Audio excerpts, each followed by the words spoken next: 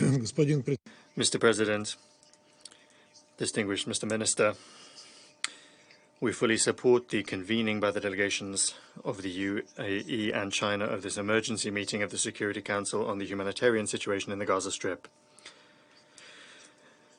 We were extremely concerned to hear the assessments of the situation on the ground from the Commissioner General of UNRWA, Philippe Lazzarini, UNICEF Executive Director Catherine Russell, and OCHA Director Lisa Doughton. Colleagues, the time has come to call things by their names. On the occupied Palestinian territory, the West Bank of the Jordan River and the Gaza Strip, a humanitarian catastrophe of biblical proportions is unfolding. According to incoming information, the number of people killed in the enclave has exceeded 8,000, half of which are children, women, and older persons. More than 2,000 people are buried under the rubble, half of which are also children. More than 21,000 people have been wounded. The number of internally displaced persons in Gaza has reached 1.6 million people. In UNRWA camps alone, there are 640,000 Palestinians. In the West Bank, more than 100 people have been killed and 3,000 have been injured. These chilling numbers are growing by the hour. We express our gratitude to all humanitarian workers on the ground that are working to exhaustion with a catastrophic lack of basic, including medical supplies, and also with an extremely high risk to their own lives. The scale of losses from UN agencies is shocking. 63 staff members have been killed, 22 have been injured, and 42 UNRWA objects have been destroyed.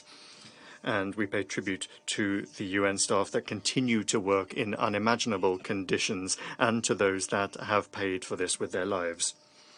According to media reports, during Israeli shelling on the Blue Line, 2 peacekeepers from the UN Interim Force in Lebanon have been wounded. The largest hospital in Gaza, Al-Quds, is under the threat of attack from the IDF. The Israeli Air Force is launching strikes 50 meters from facilities, demanding immediate evacuation. Almost 640,000 IDPs have found refuge in 150 UNRWA sites across the Gaza Strip. As a result of the bombing, 9 hospitals are entirely unusable, and the remaining ones are experiencing an acute lack of medicines. The blockade of the Gaza Strip has essentially become total. In the enclave, internet and mobile service has been switched off. It has been quite simply cut off from the rest of the world. Nobody knows accurately what is exactly happening there. This sort of blockade not only is sowing greater panic among the civilian population, it is directly undermining the work of medical and rescue services, which means it is leading to more civilian casualties. For this reason, it was not possible to agree on the 28th of October for the passage of another humanitarian convoy across the Rafah crossing point. We categorically condemn these actions, particularly in a situation in which, after shutting off communications, the most powerful airstrikes were launched on the enclave since the beginning of this escalation. In the conditions of active hostilities, the humanitarian response remains essentially nominal. Through the Rafah crossing point, the only point from Egypt, since the 21st of October, only 94 trucks have made it through, and according to incoming information, Israel is even stymieing these meager deliveries. As a result, in the Gaza Strip, there is an acute lack of everything: water, fuel, food, medicines, and people are frightened and have been driven to despair. On the 28th of October, upon the decision of the military political leadership of Israel, the armed forces of that country, ignoring the position clearly expressed by the international community in the UN General Assembly resolution adopted the previous day, began a ground operation in the Gaza Strip. After extremely intensive airstrikes, the Israeli army began to enter the territory of the enclave from several directions: in the south near Bureij refugee camp and Khan Yunis, and in the north near Beit Hanun. Colleagues, the Israeli authorities have different ways of describing their actions: expanding operations or preparing a bridgehead. But that's not the point. The point is that despite the unambiguous reaction around the world, West Jerusalem has begun the practical implementation of its plans to clear the enclave. In response, we have heard from the head of the Israeli Foreign Ministry saying that Israel rejects outright the UN's despicable call for a ceasefire. End quote. These comments did not go unnoticed as well, the comments from the permanent representative of Israel saying that UN has lost its legitimacy. There are shocking statements from a number of representatives in the Knesset that have been broadly circulated in the media saying that, and I quote, there is no symmetry in the Israeli response and that, and I quote, the children of Gaza have brought this upon themselves, end quote. Unfortunately, this clearly shows that Israel is demonstratively ignoring the opinion of the overwhelming majority of UN members, including many Western states, regarding the need for an end to the violence. This appalling situation has also been brought about because, due to the US position, the Security Council has essentially been paralyzed and has still not been able to adopt a resolution with an immediate demand for a ceasefire. We have twice made attempts to do so, but Washington and Western Jerusalem have entirely other plans to wipe out the population of Gaza or to force them out of the Gaza Strip and to force the remaining Palestinian population to assimilate into Israel so as to resolve the Palestinian problem that way. In the context of the unprecedented scale of the escalation of the Palestinian-Israeli conflict, we also have to note the current rise in tensions on the Syrian-Israeli border, which is linked to the active external interference coupled with the illegal military presence of the USA in the north and northeast of the Syrian Arab Republic. On the 26th of October, US forces, upon the instructions of President Joe Biden, launched strikes on two objects in the Abu Kamal area in the east of Syria. Washington said that the attack was undertaken in exercise of their so-called right to self-defense, American style. And this is thousands of kilometers from US territory. These illegitimate and in no way justified actions by Washington are nothing other than a gross violation of Syria's sovereignty and the norms of international law. In the present circumstances, such an illegitimate use of force could have extremely dangerous consequences because it could provoke an armed escalation encompassing the entire region.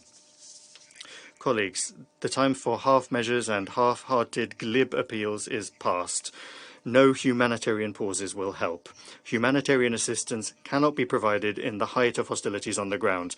I hope that everyone here understands that. The number of victims among the humanitarian workers is running into the dozens. Ambulances have been bombed and those that are left are unable to operate due to a lack of fuel. All noble humanitarian passages are, of course, important, but in and of themselves, they are not going to stop the war. The priority of the global community now is to stop the bloodshed, to minimize the harm to the civilian population, and to move the situation into the political diplomatic sphere. There must be a consolidation of collective efforts aimed at relaunching a fully fledged negotiating process between Israelis and Palestinians with the aim of realizing the UN-endorsed two-state solution. Upon the basis of that, an independent Palestinian state should be created in the 1967 borders with East Jerusalem as its capital, coexisting in peace and security with Israel. Mr. President, I would like to ask the permanent representative of the USA a question. Can you explain why you oppose a ceasefire?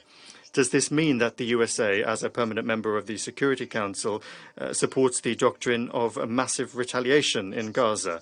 Where is your compassion for civilians that you so eloquently express at every Security Council meeting on Ukraine?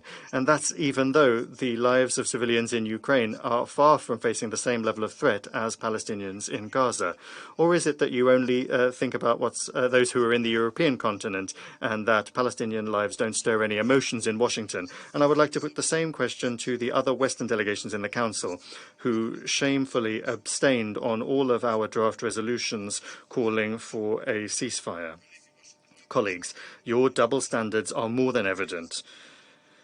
The populations of your own countries are now calling for an answer to that, where there are mass demonstrations in support of Palestine. In this situation, the Russian Federation is making intensive efforts to de-escalate the situation on the ground, aimed at rapidly resolving the crisis. We have sent a clear signal to all of the parties involved. There must immediately be an end to the fighting and the ensuring of humanitarian corridors for the emergency provision of humanitarian assistance to all those who need it. And President Putin has been extremely clear. We categorically will not accept and condemn any terrorist acts. We express condolences to all those who have lost their loved ones in Israel and in Palestine and in other countries. But while condemning terrorism, and the taking of hostages and demanding their unconditional release. We categorically cannot agree that the threat of terrorism can be responded to while violating the norms of international humanitarian law, including the indiscriminate use of force on objects of civilian infrastructure where civilians are known to be located, and alongside addressing the urgent tasks to end the current escalation of violence, we must immediately begin to agree on a strategy for collective actions for a political settlement to the conflict. In the past, this was done by the quartet of international mediators. However, the USA has done everything to undermine this effective instrument. On the agenda is establishing a collective mediating mechanism with an active role for states in the region. This is supported by the positive trends that before the previous escalation, the current escalation in Gaza, were evident in the Middle East. The Saudi-Iranian normalization, the reintegration of Syria into the League of Arab States, and the steady improvement in interstate relations between Syria and Turkey. All of this proves, all of this proves that the countries in the region are, when they take the situation in hand, and are not subjected to pressure from outside the region, they can achieve a great deal to stabilize the Middle East. Given the growing escalation in the Palestinian enclave and the unthinkably vast consequences for the civilian population, which is cut off from outside supplies, we believe it is important to hold regular open briefings such as the one today. The humanitarian situation in the Gaza Strip, without any discrimination, must remain within the focus of our constant attention as takes place in the context of other crises. Mr. President, some colleagues trying to shift the focus from the tragic events surrounding the Palestinian-Israeli conflict touched upon the 29th of October incident in Makhachkala airport in Dagestan in Russia. Exhaustive comments on this have already been provided by the Russian leadership and representatives of the regional authorities and the Muslim leadership. Assessing the actions will be provided by the Investigative Committee of Russia, which has launched criminal cases into this disorder. Dozens of people participating in this disorder have already been arrested and questioned. It's clear that any illegal actions are unacceptable. However, attempts to paint an unsanctioned action in the airport as an outbreak of anti-Semitic feeling in Russian society, particularly in the North Caucasus, is unacceptable. This region has long been an example of the peaceful and friendly coexistence of those from many different peoples. In Russian society, unlike Western societies, the principles of tolerance and religious and racial grounds are well rooted. In our society, there is the coexistence of the representatives of all of the main faiths: Christianity, Islam, Judaism, and Buddhism. As is confirmed by data from the Russian security services, the events in Makhachkala are clearly show signs of external interference, including information interference through social networks. And the traces of that, you will be not surprised at all, come from Ukraine. Some wish to abuse the situation and play on the feelings of Muslims in Russia by showing terrible pictures from the Gaza Strip, showing the horrors that are taking place there, the deaths of women, older persons, children, and medical workers. I would recommend that some of our colleagues do not try to shift the blame, but rather that they pay attention to the situation in their own capitals, where there are many Muslim demonstrations that are being brutally put down by the police. This is an example of Western countries' commitment to multiculturalism and freedom of expression. Thank you.